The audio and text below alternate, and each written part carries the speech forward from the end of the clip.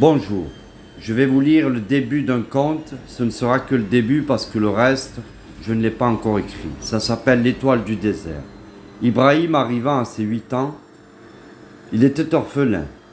Depuis l'âge de 4 ans, il était chiffonnier. Ce terme désignait les enfants qui vont à la grande décharge fouiller les poubelles dans la banlieue du Caire. Il ramassait plastique, habits et pierres. Il vendait les pierres aux touristes, leur disant qu'elles provenaient des pyramides. Le reste, il le vendait au souk du Caire, le marché. Cela lui permettait d'avoir un repas par jour, une galette de pain qu'il achetait à Mahmoud, épicier situé près du trottoir où il dormait sous les cartons. Une nuit, Ibrahim, regardant le désert orangé, décida de marcher sans s'arrêter.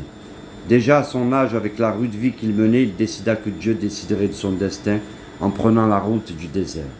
Cela faisait à peine 3 jours et nuits qu'il marchait péniblement à travers les dunes d'Égypte. Ses réserves d'eau étaient épuisées. La 3e nuit, exténué, il s'endormit lorsqu'il entendit une voix rauque l'interpeller. Il se réveilla et se mit à trembler de tout son corps. Il aperçut l'étoile du désert, au-dessus de sa tête, et sentit que la voix provenait de cette étoile. Il se concentra pour entendre cette voix.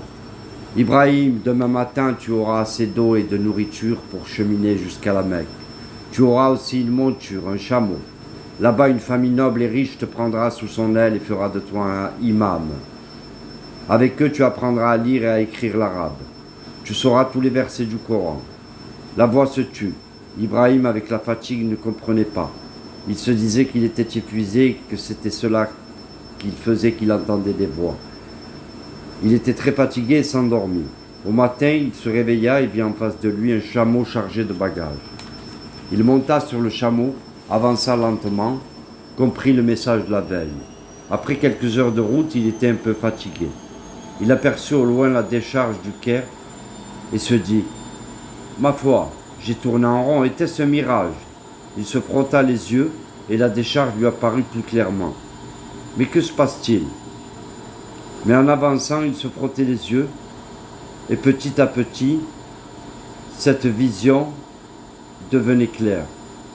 Il comprit qu'il fallait qu'il se repose.